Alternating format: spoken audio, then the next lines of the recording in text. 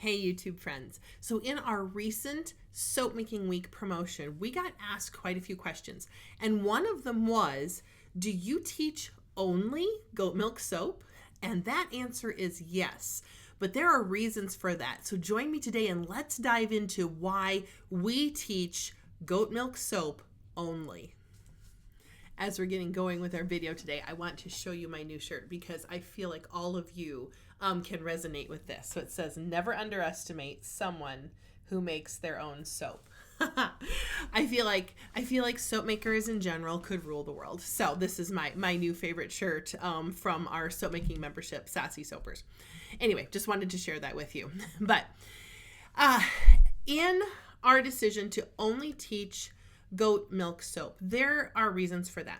We chose to do exclusively goat milk products because that's what we have. We have the goats.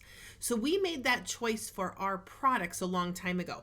Everything that we produce at Big Red Barn has goat milk or is complementary to that in some way. So this is a decision that we made for our business way back. Just because we had the goats, we had a bunch of milk, we wanted to be a good steward of that resource. But what we found as we got into teaching people, and especially teaching beginners, is that the goat milk soap process that we use makes an amazing first batch, especially for people who have never made soap before. The process is super simple because we freeze the goat milk. Okay. That keeps, you can then use the goat milk cubes and pour the lye in on top, and you don't have to be real slow about it. You don't have to try to be real careful because we're going to scorch the milk, and it doesn't have a lot of the other safety issues that lye in water has. It just really simplifies the process, and for beginners, this is absolutely crucial. Our recipe has 5 ingredients, so it's not over the top with a bunch of I was going to say fancy oils, but that's not really the case. More expensive ingredients, but also just more the more ingredients there are, the higher the bar is to try to make that recipe the first time. So we're keeping that super simple. Plus, dealing with the lye, especially for students who are dealing with the lye for the first time, this is a very straightforward approach. And it's simplified. Like I said, that frozen goat milk keeps the temperature of the lye down. So you just don't have a lot of the other pesky stuff to deal with when you're dealing with like oil or lye in water. Also, the timing of our recipe is super easy. There's no waiting for this to cool down and making sure this is at exactly that right temperature. It's a very forgiving recipe.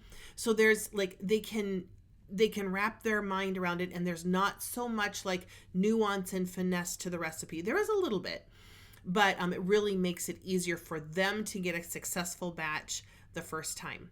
So again, that frozen goat milk, it simplifies how you add the milk. There's no scorching. You don't have to worry about scorching your milk. It makes the temperatures of several parts of our batch very predictable and just really makes an amazing product as well, because we're not adding a little bit of goat milk extract, to the batch so that we can say that it's goat milk. It's actual real, like this has actual goat milk in it kind of stuff.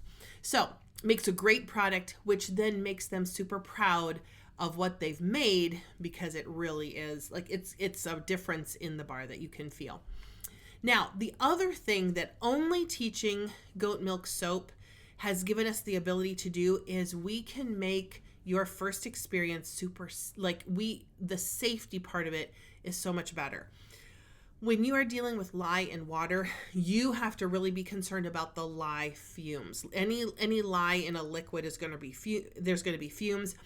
You have to think about venting those fumes. You're either working under a stove hood, or you're outside, or you're by a window with a fan, all of that. When you're working with frozen goat milk, there's none of that. I almost feel like we're cheating. So there's no fumes at all. I mean, you have to get super close to it to even smell anything that smells like fumes. So that makes it a lot more attainable for people, because these safety things are just easier to manage. Also, when you're adding the lye to the frozen goat milk cubes, it doesn't get super hot. It stays. It ends up right about 85 or 90 degrees. And this just feels like it's more controllable for people who have never dealt with lye and maybe never dealt with chemical reactions before at all. Everything moves slowly and it doesn't get out of hand. This is great for the beginners in our group. So even inside like choosing your goat milk, it gives us the chance to discuss the quality of the ingredients that you're putting into your bars and how the differences between the different forms of goat milk are going to impact the bars and like what you produce in the end. It also allows us to talk about why there's a lot of goat milk products out there. Some are better than others because some are like goat milk in different forms, or whether you're dealing with actual goat milk or goat milk extract or powdered goat milk or something else. There's a whole lot of variety there. So all of this allows us to give our beginners the very best first experience because so much of this safety stuff is controlled. And we just allow them to like not have to worry about like the fumes and the fact that it's going to get too hot and all of these things. Like we can kind of mitigate that just by our process and give them the best possible chance to have a successful first batch and to have a great product when they're done. The whole point to teaching goat milk soap making exclusively is we want our students to have success quickly. Now, this is not a guarantee. They can still come up with a lot of ways to mess things up, and we saw some of that in our soap making week that has just completed. But we want to reduce the chance of errors and reduce the fact that they would make errors because they're overwhelmed with information.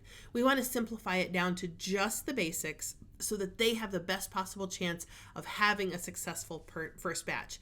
We want to see them have real results. We want to see them produce actual great goat milk soap that's going to be wonderful for their skin. So that's why we use the process we have. And that's why once we came to this process and once we figured this out, we decided, why would we teach anything else? This is the simplest, most clear process I have seen yet, and it really gives our students the chance to have a great first soap making experience. Now, if this is a process that, like, if you're kind of intrigued, like, gosh, I'd like to see what she's doing. She's kind of talking vaguely and using her hands, but I would like to see this actual process. You can check out the video above me right now that will show you, it's called Make Soap With Me. I'll show you our exact process we use for making our goat milk soap with actual goat milk. Now, this is a choice that we have made for our business, both in the products that we sell and in the teaching that we do online.